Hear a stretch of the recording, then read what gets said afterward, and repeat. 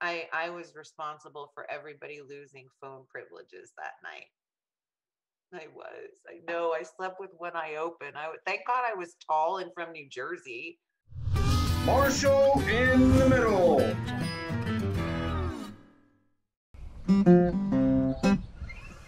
Last night I got to talk to one of the best female leaders I've ever been around.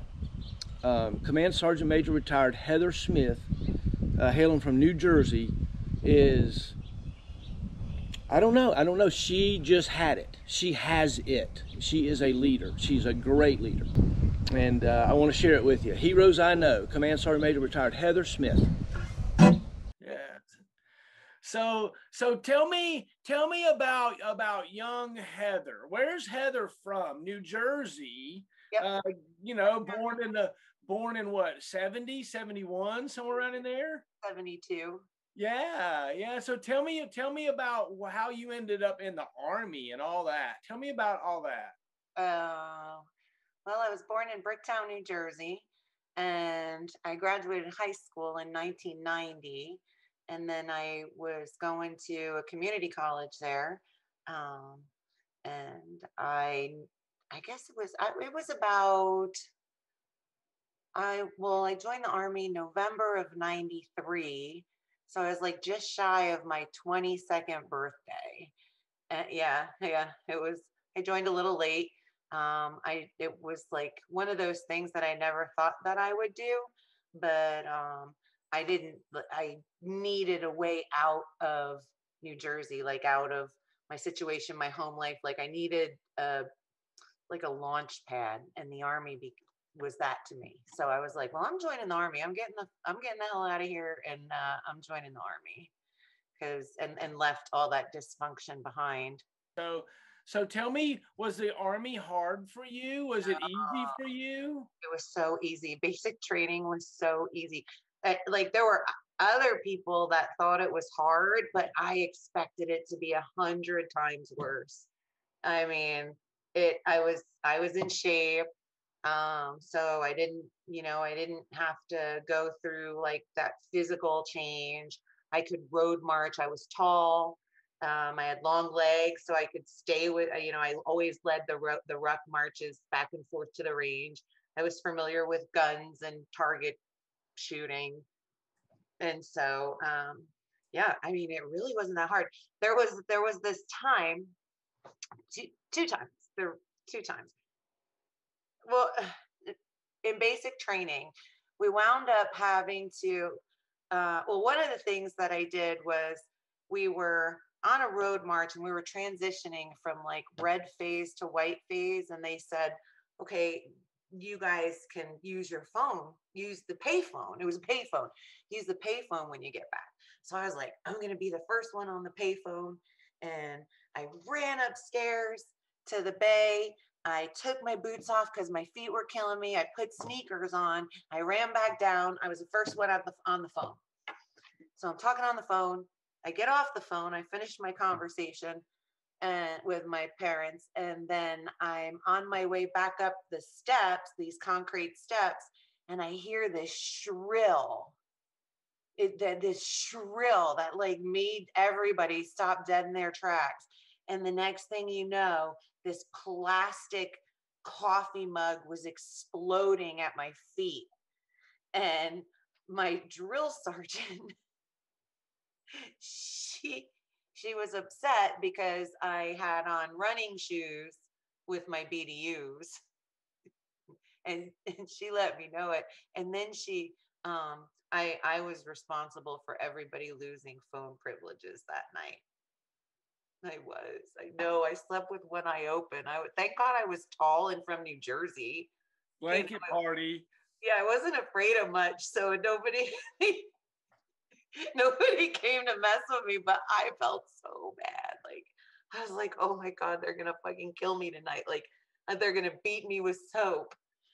Hey, so you were a drill sergeant. Tell me that. Let's jump into that, because you were the lady, you were the mug thrower at one point. Maybe you didn't throw a mug, but you were that person. Tell me about taking folks' privileges away and stuff like that. Because sometimes you have to, right? Yeah. You know what? I was a drill sergeant at the last good time to be one. When I was finishing my time on the trail, it was when a lot of things changed. I can't say that I do believe that some things needed to change. I mean, we pushed the envelope. There was a time there where drill sergeants weren't allowed to say the basement anymore. Like that was like the bad word, shakedown in the basement. So, yeah. Oh God, I've got a million stories. I had this one soldier. This is the funniest drill sergeant story I have. This one soldier, he wanted to, since he joined the army late. He was like in his 30s, and he had a master's degree in physics. So he was a goober, real difficult to talk to because he spoke another language. And so he was in the Peace Corps, and his wife was from Namibia, Africa. And she used to come around the barracks drunk to find him. And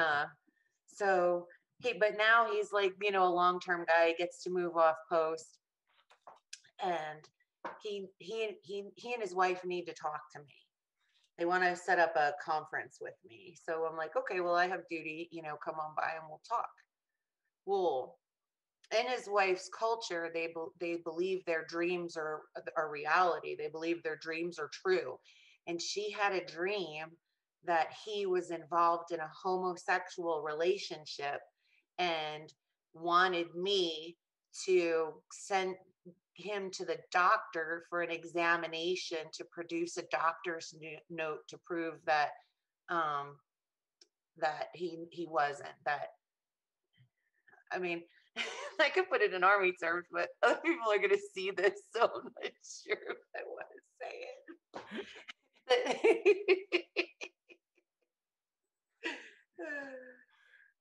So that brings up a point, right? Yeah. We grew up at a time. You were a drill sergeant at a time where the words that you would use as a drill sergeant were, I don't know if you remember, but I was an OVC instructor, and one time we asked you to come over and do a little PT, lead it drill sergeant style for our lieutenants, so they understood what a drill sergeant was. You remember that day? Oh, so tell me about the language. Tell me about, because y'all did creative stuff about words. Did you have a phrase? Did you have a drill sergeant moniker or words that you would use that was, I don't know. I don't know. You know what? I think not. But when I run into old soldiers, they tell me. One of the things that they said they wanted to do was patent my voice as an alarm clock because nobody could sleep through it. Nobody could sleep through it. And my drill sergeant name was Poison Ivy. Right. I've heard Flannery call you Poison Ivy a lot. All the time. Yeah, right. Oh my gosh. And, but I don't know. I don't think there was any one particular line that I could say was that I coined as a drill sergeant or any other time. So tell me about your mentors. Who is it that took you under their wing and helped you along in your career? I know there's probably 1,000. There's so many. I mean, I can break my career down into, different episodes, if you will. But I would say that, when I got to my very first duty station, which was Germany, even when I was in AIT, I was the platoon guide forever. We were there for 8 months. And so I think I was the platoon guide for 6 of it. And I was always having to keep accountability of people, always having to know where they are. And that every time the drill sergeant, so like he was like preparing me for pressure, I guess. And And then when I got to Germany, my platoon leader was a female, and she squared me away with, being a woman in the Army, and saying, I don't give a shit if you have cramps. Um, you know, Covet your reputation. You're going to share a tent with everybody. Us women don't get our own tents. Learn how to change in a sleeping bag, and so she laid it all out for me on like those expectations, and that made it simple. So, and I wasn't, I wasn't a shrinking violet. I mean, I was pretty tough. So I was like, okay, I can handle this. And then the two people that like I remember mentoring me the most, or that I looked up to the most, maybe not necessarily mentored me, but I looked up to the most, was my first sergeant Charles Williams, and Sergeant Major Bacon. Yeah. And I mean, I don't think I would be where I am today without those two, to be honest with you. I mean, they really groomed me and molded me. So, and then after Germany, yeah, I worked for Sergeant Major Bacon again. After I left Germany, I was an instructor at the NCO Academy, PLDC instructor. And then where did I go? Oh, and then I was a drill sergeant. And I mean, we were all each other's mentors when we were on the trail, and then it was a fun time though. But then what? Oh, there you go. And then I went to 552 when I came off the trail, and Sergeant Major McGovern became my mentor. And I was gonna get out of the Army and do this, that, and the other. And I told him, I was like, if you make me a first sergeant, I'll do the job, but I'm still getting out of the Army. And obviously, he knew better. So he put a lot of faith in me. And I First Sergeant Maggot and I did a change of responsibility. He had Bravo 552, and then I took the guide on from him. And and it wound up being great. I had a great commander. I had a great unit. I mean, it doesn't come without its problems. You had Bravo after I did. Yeah. So the first time I ever remember laying eyes on you was at that change of responsibility ceremony. Oh, with Maggot? Yeah, Burnley and I were instructors, and Burnley says, let's go, Smith's giving up for Maggot today. I'm like, oh yeah, let's go. And I think I drove, we went down there, and I think it was inside because it was inclement weather. It was in the gym. Yeah. And it was a cool little ceremony. It was awesome. And that's the moment that I met you. I remember shaking your hand and telling you congratulations. And, yeah. And I'm going to tell you straight up, I was a sergeant first class wanting to be a first sergeant too. I was like, come on now, give me a first sergeant slot. McGovern was my old boss, so I loved it. And so filling in right after you, it was an honor. And, I took that unit and we went to Korea. That's right. And, I have a long history with those folks. Sergeant Mason passing away is very much what has driven a lot of this, and Maggot being hurt. Yeah. And going through that's the first one, Yeah. So, Heather, if we don't start telling these memories, these stories about our lives, our folk, nobody else is going to know, right? You remember you were the HHB first sergeant, and you told the SAR major that you were going to feed your unit MREs for a week. No, I mean, I probably did, but I don't know. You don't remember that? Oh, no, I don't. I mean, he was so bad. He started yelling at you with all of us in the room. We're like, really? God damn it, Marshall. Don't tell him that. Who is it? Who was this one? Oh, Sergeant Major Parker? Yeah. And then I got into it. big argument with him because I told him I wanted to go to Fort Lewis, and and he told me, Colonel Simonelli was the battalion commander, and I told Sergeant Major Parker, they are open up SHORAD to women. I'd like to go to Fort Lewis. My ex-husband was getting stationed up there, and I wanted to, keep my son in that, everybody kind of together, not together, you know what I'm saying, but some stability. And he told me I wasn't gonna go there, and I'm like, well, why? I'll talk to whomever. I mean, I really just want to go there. And he told me they don't want your kind there. They're not ready for your kind. And if you go, I'll sit here and watch you fail. And so when he said that to me, I lost my mind. I started screaming and yelling and really loudly, so loud. I was screaming so loud that the battalion commander came in, and it was like nothing but F-bomb after F-bomb after F-bomb. Ended the conversation with an FU. I'm shaking. I wanted to wring his neck. I guess 2 wrongs don't make a right, but I had the right people have my back, and I had the right people want to get rid of me. So I went to Fort Lewis.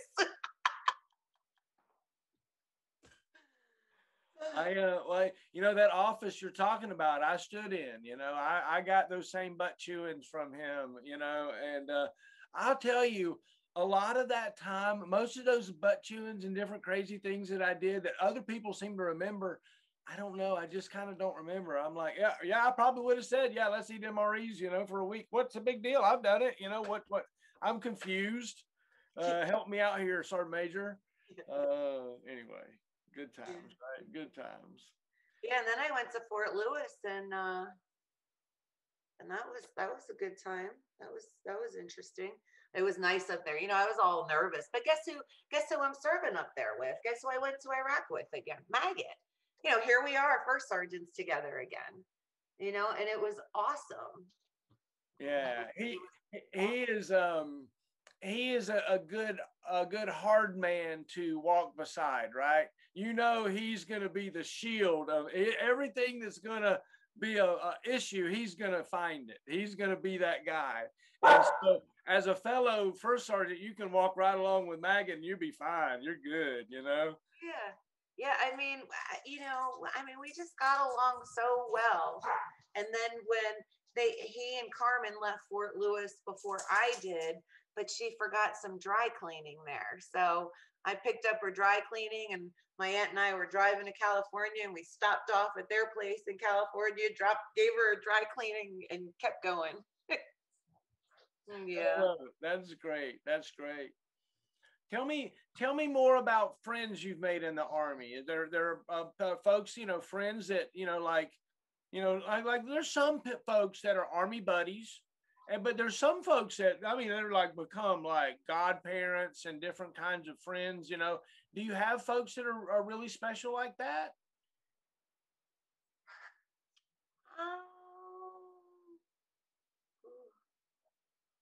I have friends that I'm still friends with that were great people, not necessarily godparents, but people that I would drop anything to go to.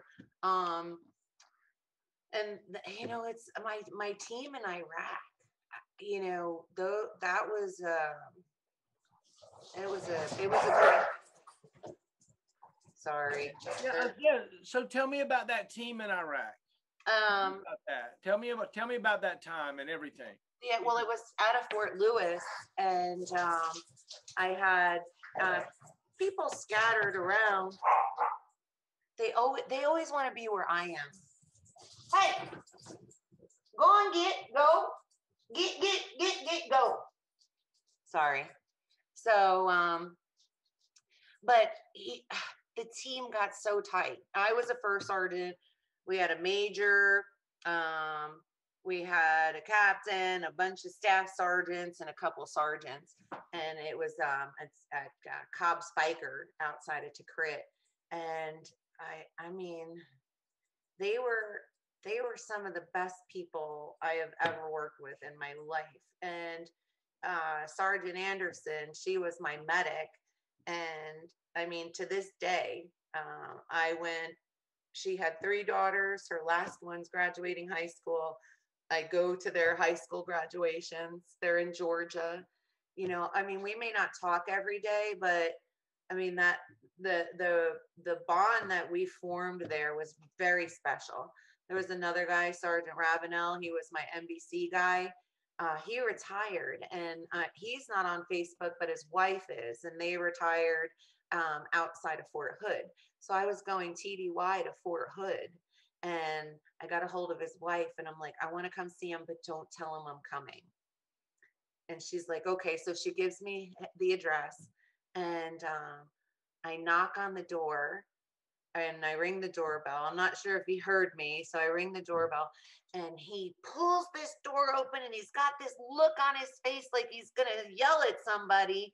And then his eyes, you can tell, like, he's like, what am I looking at right now? Like, what the fuck am I looking at? And then he just fell into my arms crying. That's how happy that moment was. I mean, it was so cool. But at first he thought I was a Jehovah's Witness because they had knocked on his door earlier that day. You look like a Jehovah's Witness. Yeah. Well, they knocked on his door earlier that day, so he thought they came back. Circle around. Yeah, and then he opened it up. He was getting ready to scream at them, and it was me. And he was like, oh my God. And we sat there and reminisced because, like, and I mean, I know Iraq is not a good, it's not a good time. It never is. But that crew I had, they were incredible. They really were, they were amazing, all of them. So. I've always thought that you were someone that I thought had such amazing talent. You are brilliant, and I'm proud to know you. Tell me about being the command sergeant major for 3rd of the 4th Air Defense Artillery Regiment. I mean, that would have to have been my particular dream job, but you held that position and successfully, tell me about all that, Yeah. So, when I got told that I was going to 3-4, I was working for Maddox. I was his operations sergeant major at Fort Campbell. So, I had a good balance of Patriot, Avenger. I had a balance. I learned about the Avenger. We did live fires at Campbell, AQF, I was the S3, so ran table 8s, but I always had a good team around me. I know what I don't know, and I'm comfortable with that. And I surround myself with people that do know, and they'll teach me, even if I outrank them. I'm cool with it. So Maddox told me that I was going to 3-4, and he was so excited. And he brought me. I don't want to say it wrong, but he brought me one of. Forgive me if I don't remember what it's called. My maggot would slap me upside the head right now, but the rigging for your rucksack. Oh, he brought you a harness single point release. He brought me a harness single point release. Yeah. And started teaching me how to rig my rucksack. That's what I'm talking about. Here, because at that point in time, I'm going to airborne school. Obviously, I can't go to 3-4 and not be airborne qualified. So, I go to airborne school. I had my 40th birthday in airborne school, and I'm an E9 in airborne school. And then I I have all this, I'm so nervous to go to 3-4 because I knew so many people, and it's, such a legacy, it has such a reputation, and I couldn't believe that, I was going to be a part of it. And I already knew that there was grumbling that, I had never served in the battalion before, and there was nothing I could do about that. And there was grumbling that, I was a woman, and there was nothing I could do about that.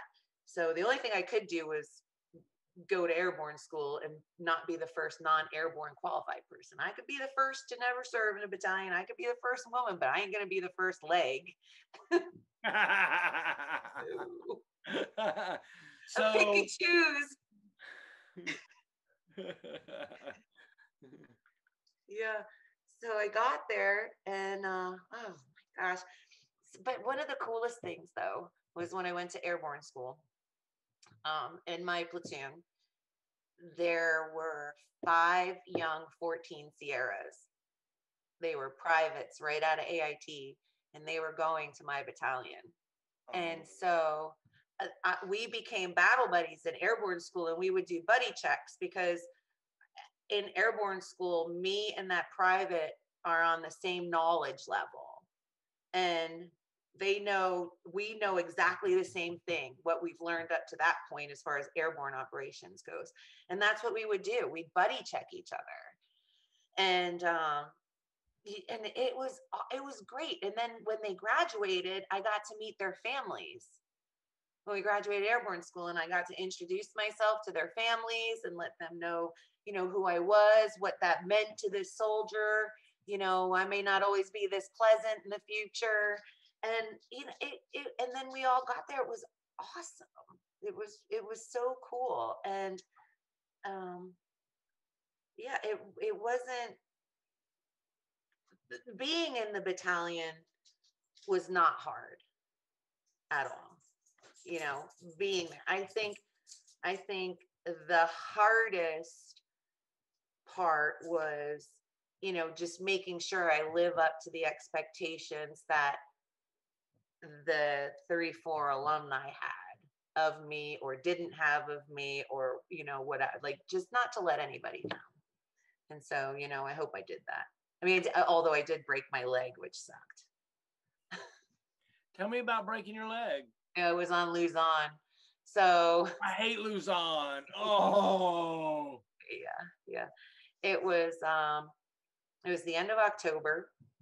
It's like October 29th. I was a paid, I had to, jump for pay, and there wasn't any wind. So, and remember, I didn't grow up a paratrooper. So the jump before that, there wasn't any wind either. And I got nervous because in airborne school, they don't ever say, when there's no wind, this is what you do. They don't say that. They just say if the wind's coming from this way or that way or whatever. So I'm like, shit, there's no wind. What do I do?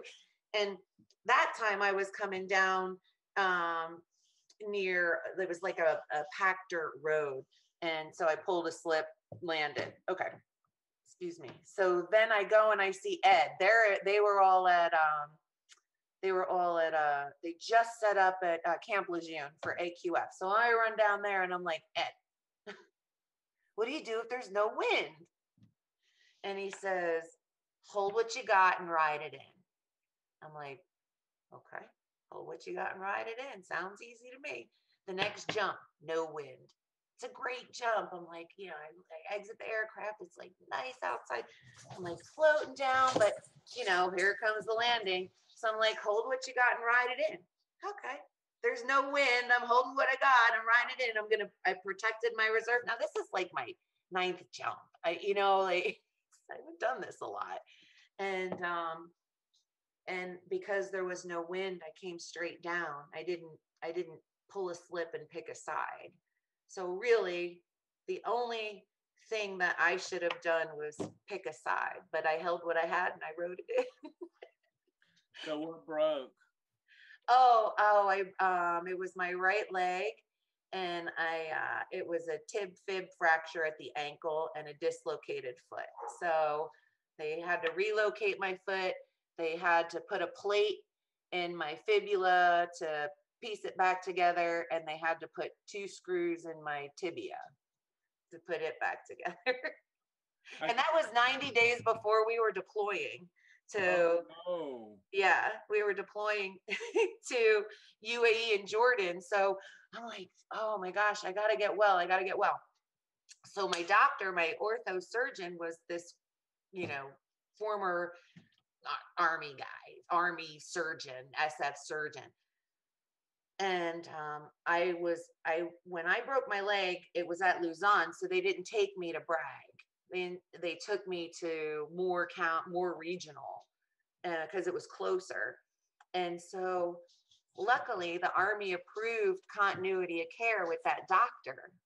And so that doctor said, if you do exactly what I tell you to do, you will be on that plane in 90 days. And I said, okay. And the Army never knew I had a broken leg. I was never on profile for a broken leg. Oh, wow. So I didn't have to like go through that whole Army process of removing a code or a non-deployable code. Like I did what this doctor said and I deployed. So, and I was fine. That's an awesome story. Thanks for sharing that. That's well, I got a call from the 32nd CSM at the time, and he asks me, I get some people are calling me asking me if okay, and he's calling me asking me if I need a replacement. That they're gonna fire me and put somebody else in, and I'm like, no, I got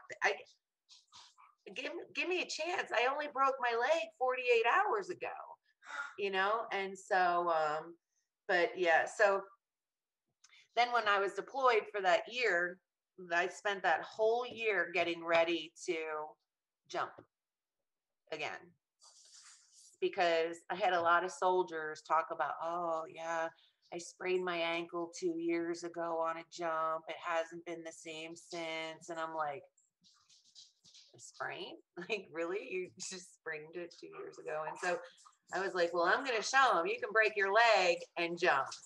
And because they knew I broke it. They were all there and saw me with the little mealy cart running around battalion. But so when we got back, when we redeployed mid-February, and my change of responsibility was 2 April. So I had like 45 days to exit the aircraft. So everybody's on leave. I'm like reorganizing the battalion, trying to get systems back in place for Sergeant Major Brune that's coming in. Go on, get. Sorry. And they don't want to be in there with Wade. They want to stay in here with me. They follow me everywhere. They're my 3 shadows. So I was getting everything ready. Oh, and then I went to refresher training. And, I went through it. I was getting ready to jump. So I was a week out from my change of responsibility. I'm manifested on a jump. I know what I did wrong when I broke my leg. I know exactly what I did. And I'm at battalion in the morning, getting ready for pre-jump, and the jump got scratched. I never got to jump again. Never got to get in the saddle again. Nope. Changed responsibility like a week later and went to Huntsville. Oh my gosh. I know. It's amazing the way the Army has for us, what's going, Yeah. So tell me about the officers that you served under. Did you have some particular officers that really you formed a good bond with, or you served real close with? Yeah, a lot actually. I mean, there's a few that I didn't, but most of them I did. When I was a young soldier, and I had First Sergeant Williams and Captain Kelly, and they were joined at the hip. They did everything together. They rode to the motor pool in the same vehicle. They were on the same page all the time. And it was noticeable. And I remember as a young sergeant thinking to myself, if I'm ever a first sergeant, that's how I want my relationship to be with somebody. That is exactly how I want it to be. Well, when I was a platoon sergeant, I got my lieutenant, and she and I clicked. She was amazing. I mean, she listened, she was smart, but she knew where that ended, and experience, and where she didn't have experience. She could know what was going on in theory, but she had no application to go back to. And so she listened And we had a great time. And then when I became a first sergeant, I got Captain Candelario. and that was it. It was like what I wanted what I envisioned my command team to be. Captain Candelario and I had that. We had it. It was wonderful. I was great friends with his wife because I knew, here we are. We're gonna sleep in a tent. I gotta be friends with his wife. She's gotta know that I am no threat. And so it was such a great. It was only for a year, but it was so good because then when I went to Fort Lewis, my first commander, we didn't have that relationship. But Captain Candelario and I were a tight team, and we had fun. Yeah, it was great. And then when I got to Fort Bragg, I had Colonel Costello, and he was great to work with. Even keeled. If I'm like getting all emotional about something, he just stayed level. He just stayed level and would keep it all into perspective. Because like I start throwing F-bombs and saying that's bullshit, but he just always kept it level, and I appreciated that. Because I guess it's a good balance. You got to have one person fly off the handle and the other one that brings you back down to earth. As long as you're not erratic or retarded, or Did you ever feel like you were in danger in your time in service? So you know what? I read that question on your questionnaire.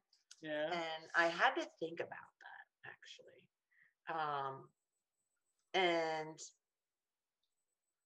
the time that I was in danger, I didn't know I was. Oh, wow. Well, tell me more. I didn't know I was. I'm a PFC in Saudi Arabia.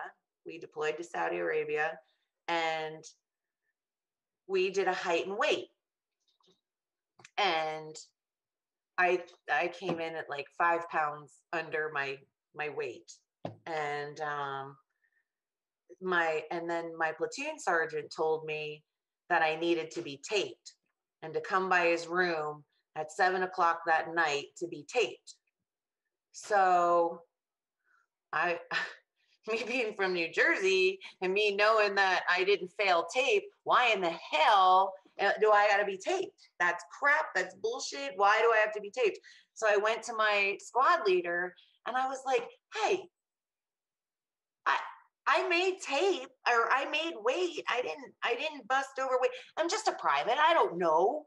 I don't know. They could have said, oh no, you were close, so you got to go. But I'm running at the mouth, and I'm like, this is crap. I didn't fail my weight. Why do I have to go? Why does Sergeant so-and-so want to tape me? And my squad leader said, don't worry about it. You don't have to go. And I was like, oh, good. So I'm good, right? I'm good. That I don't have to be. And he's like, yeah, you're good. And I'm like, okay. So off I go. I'm not thinking anything. But years later, an experience, you hear others' experiences, and then all of a sudden you're like, oh, I could have been in danger. I could have been put in a very compromising situation, or he could have put me in a compromising situation. And I think, and that was the intent. And there was no other reason, in my opinion. But who knows? Who knows? Maybe just wanted to take me, but I doubt it. You got to do it twice, Right. Oh, and you got to take your shirt off for it. Oh, that's right. New rule. See, it's right here in the manual. New rule. You can't take your shirt. Inaccurate readings. Yeah. Right. Yeah. Your shirt puts on a whole inch. Oh my gosh. Yes. So,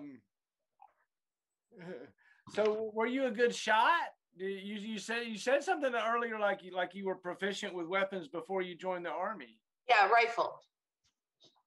I'm good with a rifle. I can hit anything with a rifle, not a handgun. I have a 9mm here. I can't hit shit with it. I'm more accurate throwing it. I'll hurt you more if I let you get close enough so I can pistol whip you with it. I'm no good. I can't even shoot here. Well, we don't shoot so much anymore since ammunition is, so expensive, but we don't do much target practice. So we keep the shotgun loaded, so it doesn't matter. So tell me about your ranch you live on there. You got a big ramp that you go down a hill into a creek. You got horses. You got tractors. And I get hurt a lot here. Do you? Yeah. I ran the lawnmower into a barbed wire fence. It's a 0 turn, and I got a little ambitious on a hilltop, and I hit a bump, and it bumped the front wheels downhill, and now it's tracking downhill, and you can't stop it.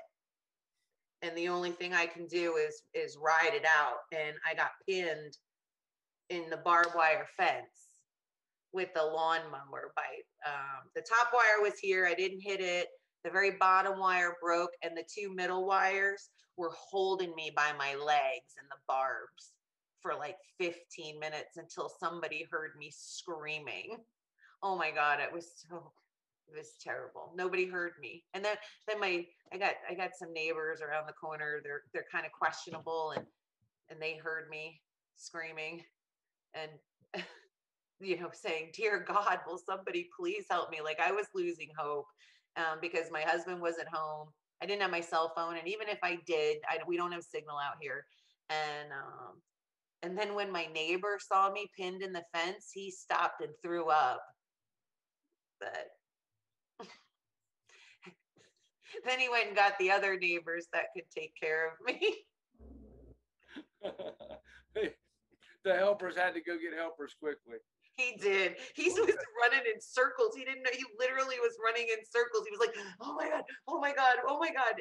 And then I was like, "Stop. Go next door, get them, tell them to call 911, bring them back here." And he was able to do that. Right. So yeah, that the slip and slide is always a little it can always be a little dangerous on the 4th of July. So we try. It looks like there's quite a creek there at the end that you can, if you're not careful, you get a nice landing on the other side of it. Yeah. I caught it in the snow when I was riding the inflatable unicorn down the hill. This was just last month. Oh my gosh. Oh goodness. Oh my God. But yeah, it's hilly, and like this place is my retirement job. I was gonna get it. We were talking about moving. I was looking at jobs in Huntsville. I had some very, very nice offers. But then I had back surgery, and 2 of them actually. And the final one was a fusion, and I was home for a while, and it kind of prepared me for retirement. And then I was like, you know what? There's enough work around here right now. I'll putz around here until I get bored, and then I'll work. But even then, I'm going to be a substitute teacher at the school, for my skiing money.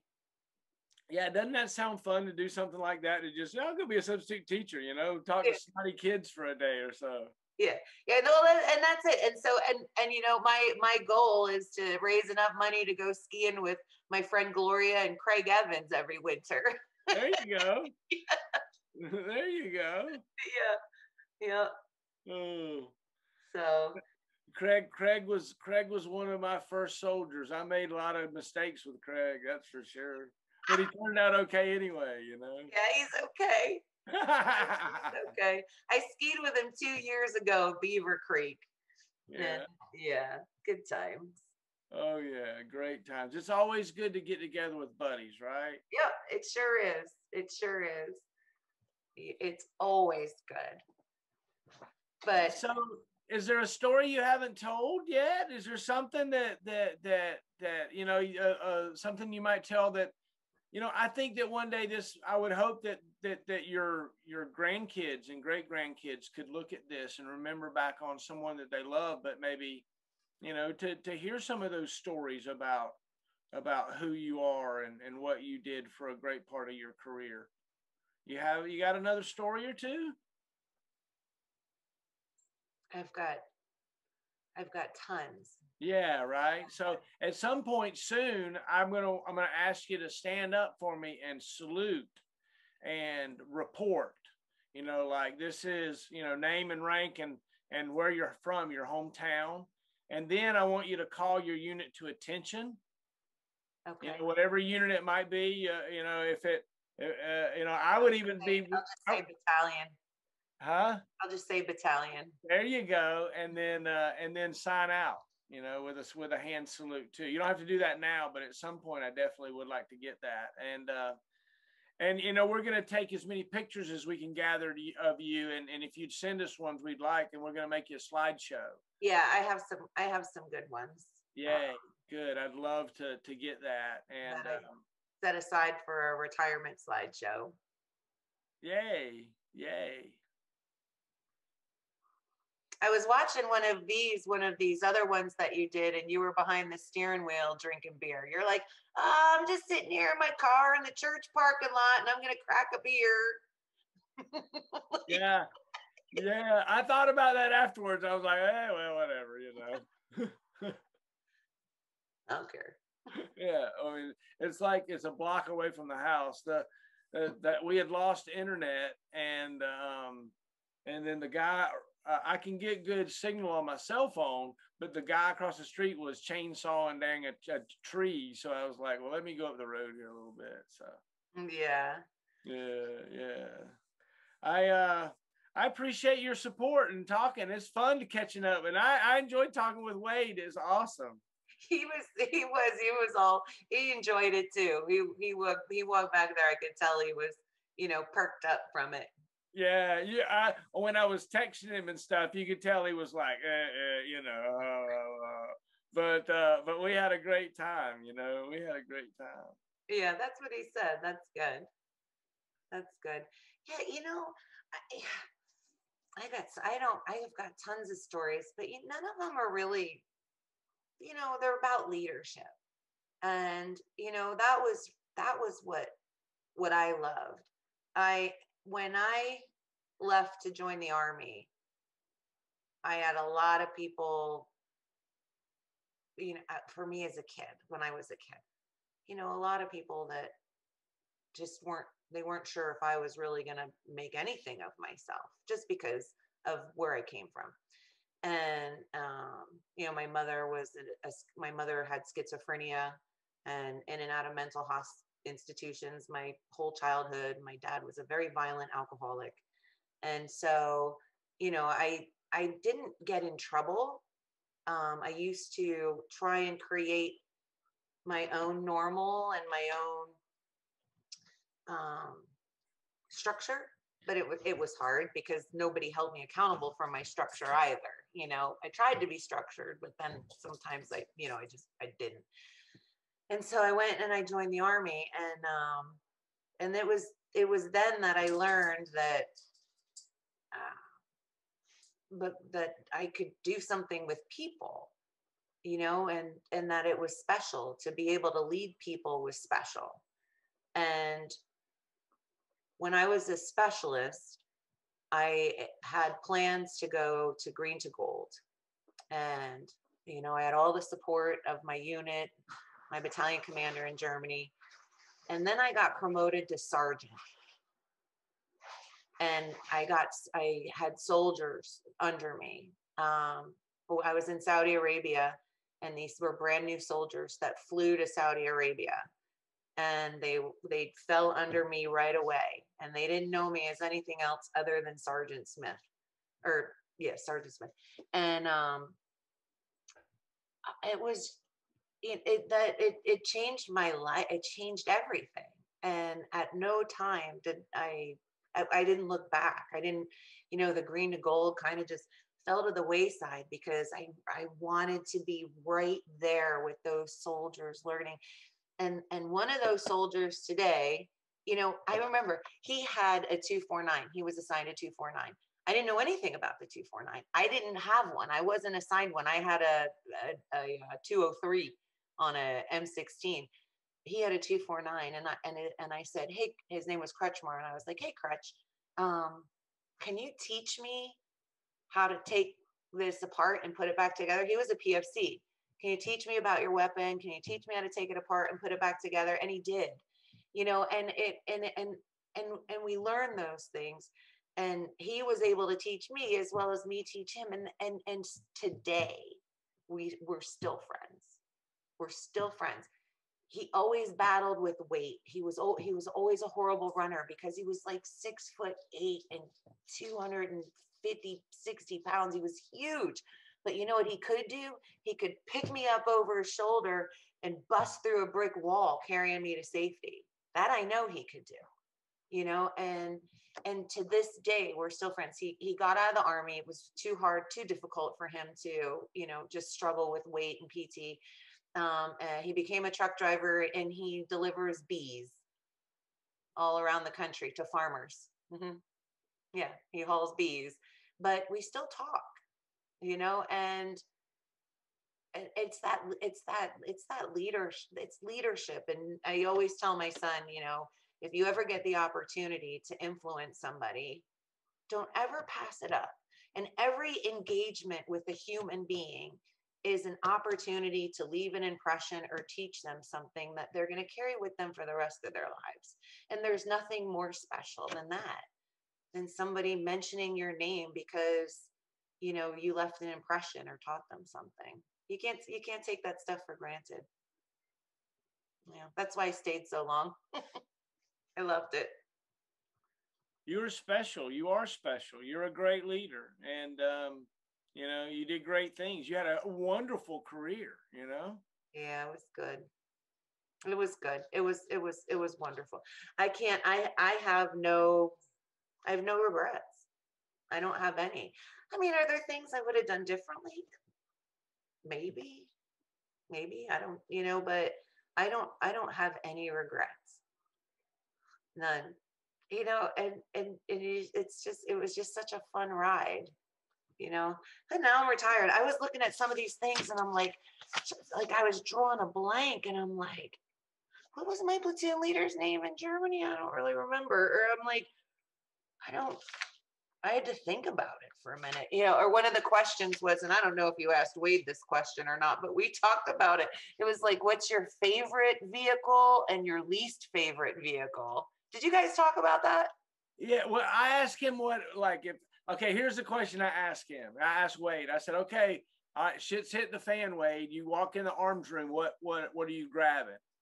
And he told me about this truck that had a automated machine gun. Yeah, the Max Pro. Yeah, that's what he chose. So that's the question I asked him. Yeah, because we were like, I don't know, and we're thinking, and Wade was like, well, I think the Humvee's a piece of shit. That was the worst one. I'm like, no. I said, I drove this 5-ton bobtail that sucked, and it carried a trailer, the BMC, and if you took it up a hill, it would slow down. I said, I drove that thing in Germany, and the convoy would always leave us behind because it was too slow on the hills. And I'm stuck with warrant officers that don't know where we're going. Flip a coin. I'm like, HUs, do I make a right or left here? The one says, I don't know, let's flip a coin. And I'm like, but that was the worst vehicle ever. That I think we determined it was an M931. I think that's what it is. So what was your MOS? Were you a Tango? No, I came in the Army as a 24 Tango. which Oh, was a Patriot operator and systems mechanic, but we maintained all uprange and all downrange. We maintained all of it. okay. And then when I was in Saudi Arabia the second time, they converted us to 14 Echoes. And then we just maintained the uprange. We operated and maintained uprange, and then the 14 Tangos maintained and operated downrange. So Right. I was an Echo, 24 Tango, 14 Echo. Yep. If you had to pick another MOS, what would it have been? 14 Romeo. Oh, I wanted to be a 14 Romeo so badly. I had those soldiers. I was their drill sergeant. I had oh my God, I wanted to be a Romeo so bad. I did. And I mean, I was drill sergeants with Hubbard and Mitch. And I wanted to be a Romeo so bad. Bradshaw. so what was it about the Romeo that you liked? Did you like the Bradley? Yeah. Yeah. I wanted to be a Romeo so badly that when I bought my first horse, he was a big white horse. I named him Bradley. No way. I never knew that. That's awesome. Yep, I had a horse named, and I named him Bradley. He was the biggest horse at the barn. He was Bradley Linebacker. Yeah. So I'd be like, oh, I gotta go ride my Bradley. That's awesome. Yeah, I wanted a Bradley so badly, but It just wasn't to be, huh? not that time. No. So as you watch, the Army has changed, from the time you were, a private in 93 up until now.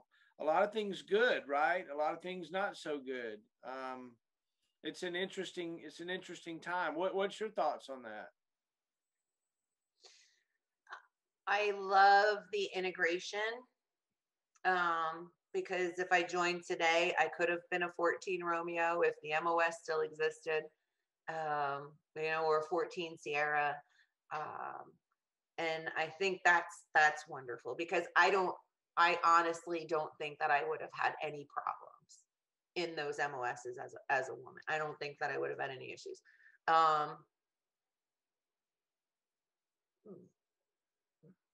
So as far as like the integration, all of that is good. I think that, we had the corrective training when I was a young sergeant, the tool of corrective training was, it was what we used to correct undesirable behavior without punishment, without going for an Article 15 for UCMJ, and sometimes that corrective training imposed, let everybody know what you did wrong. It was like this spectacle that we made somebody do, and everybody knew you did something wrong, but you didn't do it again. And you remembered those things, whether it was wearing a clock around your neck or, holding up a sign that says wear your seatbelt at the gate, things like that. And I found those to be tools for us. They weren't humiliating. I mean, to this day, I don't find those things humiliating, but I guess they're not allowed to do those things any longer, that type of corrective training. They always say that the corrective training has to do with the infraction. So if somebody's got to wear a clock around their neck, so what? I mean, that has to do with being on time, but others, that's changed. I don't. Yeah, the leadership tools available to us. We used to have a very wide gap, right? A lot of leeway we had, but over time, we knew those people, though, and we are served with those people that caused the gap to narrow, right? We watched the people that were shoving tent poles up people's butts and doing all kinds of crazy things. And it's like, whoa, whoa, whoa, what are you doing here? And, you know, I had an underage soldier in Korea that went downrange, underage, drinking, got caught. You know, what did I do?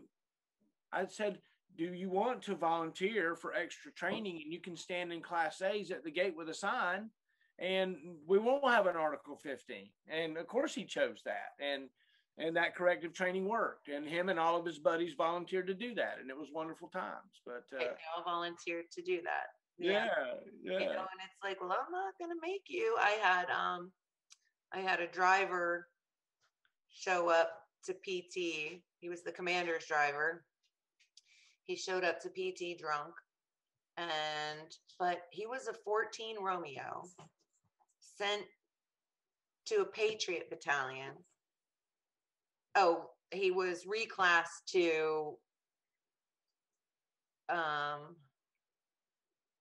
14 Juliet. He was a Romeo reclassed to Juliet, and now he's working in my training room. You know, so now I've got this caged animal. Oh, by the way, he just came back from Iraq with third ID.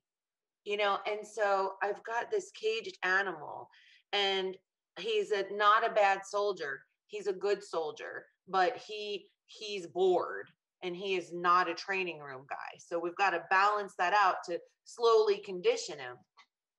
He shows up to PT drunk. And I'm like, well, you got two choices. You do PT with me, or I take you to the MP station. So of course he chose to do PT with me.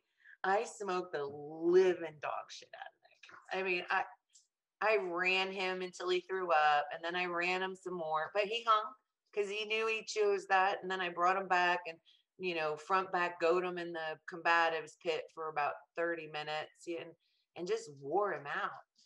But off he went, and I mean, I didn't have any more problems out of him.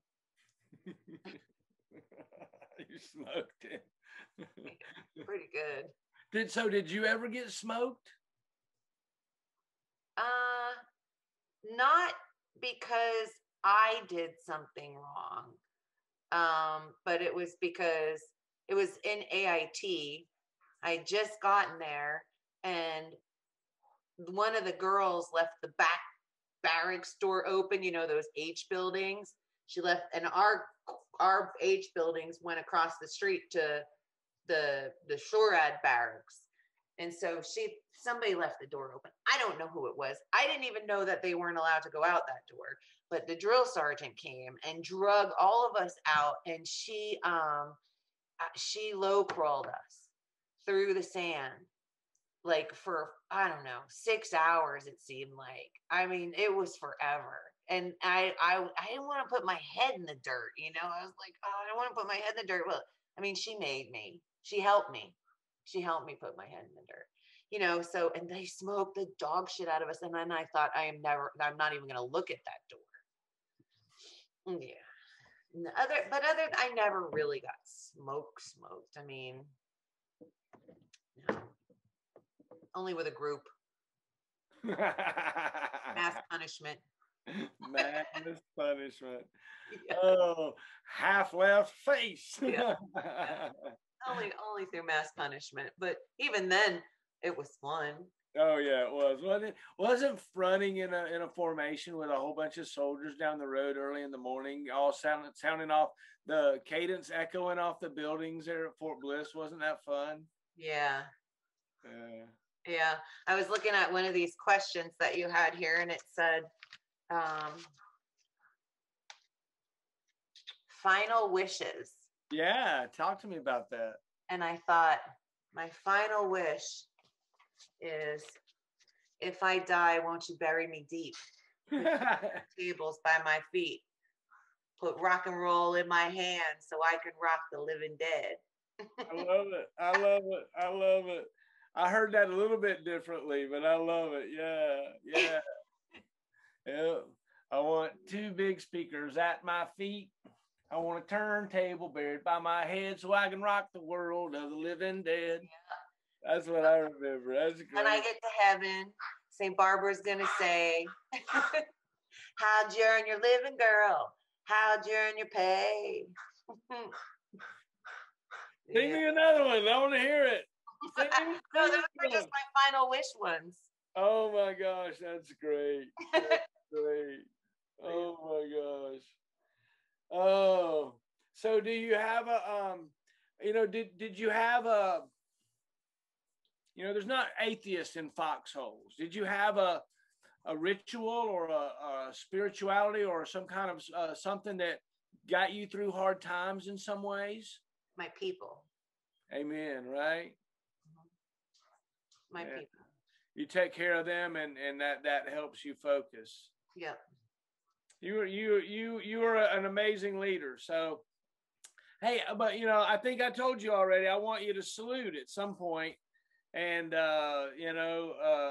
call the unit to attention and then sign out. I want to know your name, rank, and your hometown, that kind of thing. Do it all at your own pace. Okay, so I call the unit to attention. Yeah. Okay. So my thought is you salute and like report. I can say Sergeant Major Smith reports. Like that, and then relax. And there's another scene, and you just call the unit to attention. And then there's another scene, and it's you signing out. Oh, okay. That's kind of what I'm thinking. I would hope that maybe this interview is seen by people, and in the future, and these things might be used for some kind of a service or something. Yeah, I like that. Yeah, because if we don't tell the stories, they won't get told. Right. I like that. All right. So go ahead. At your own pace. Sergeant Major Smith reports. I was waiting for you to slip back. I'm like, is he gonna slip? I know. I'm sorry. I forgot. I was watching you. Attention!